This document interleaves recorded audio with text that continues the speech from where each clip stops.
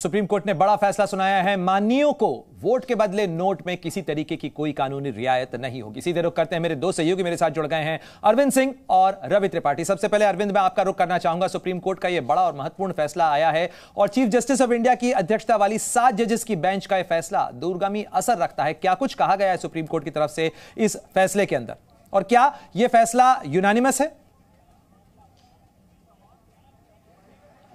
बिल्कुल प्रणय, 7 जजों की संविधान पीठ ने एक मत से फैसला दिया है। चीफ जस्टिस ने फैसला पढ़ा और उन्होंने साफ कर दिया कि सातों जज इस फैसले को निष्कर्ष को लेकर के एक मत हैं।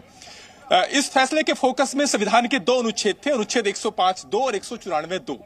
इन दोनों अनुच्छेद के मुताबिक सदन के अंदर यानी लोकसभा, राज्यसभा और इसके अलावा विधानसभा के अंदर किसी सांसद या विधायक पर अगर वो स्पीच देता है या वोट देता है तो उसके तहत उसके खिलाफ आपराधिक या सिविल मुकदमा नहीं दायर किया जा सकता। ऐसे में सवाल यह था कि क्या इसके अंदर रिश्वत लेकर के वोट देने या स्पीच देने में भी संरक्षण हासिल है या नहीं। 1998 में जो शिबू सोरेन का जो पूरा मामला सामने आया था, उस वक्त नरसिम्हा राव जजमेंट में संविधान पीठ ने 3-2 के बहुमत से तय किया कि अगर सांसद या विधायक रिश्वत लेकर के उसी के अकॉर्डिंग स्पीच देते हैं सदन के अंदर या वोट देते हैं तो उन पर मुकदमा नहीं चल सकता। आज 7 जजों की संविधान पीठ ने इस फैसले को पलट दिया है और संविधान पीठ ने यह कहा कि जो 1998 का फैसला है उसमें एक असंगति है।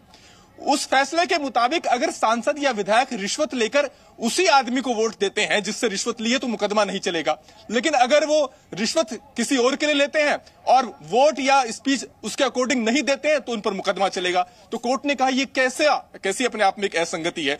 इसके अलावा कोर्ट ने कहा कि जो संविधान के दोनों अनुच्छेद हैं 105(2) और 194(2) वो संसदीय विशेषाधिकार से जुड़े हैं। वो इसलिए जुड़े हैं ताकि संसद के अंदर या विधानसभा, यानी अरविंद जी कहा जा सकता है कि सुप्रीम कोर्ट ने आर्टिकल 105 और आर्टिकल 194 की भी एक नई तरीके से व्याख्या की है।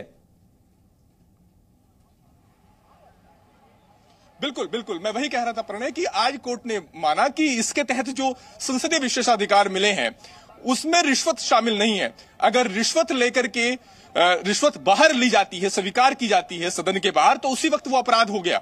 उसके बाद वो चाहे उसके मुताबिक वोट दे या नहीं दे, उससे कोई फर्क नहीं पड़ता और दोनों ही सूरत में उसे आपराधिक मुकदमा बिल्कुल, रिश्वत लेना अपने आप में अपराध है और इस ऐसे में कार्रवाई माननीयों के खिलाफ भी मुमकिन है।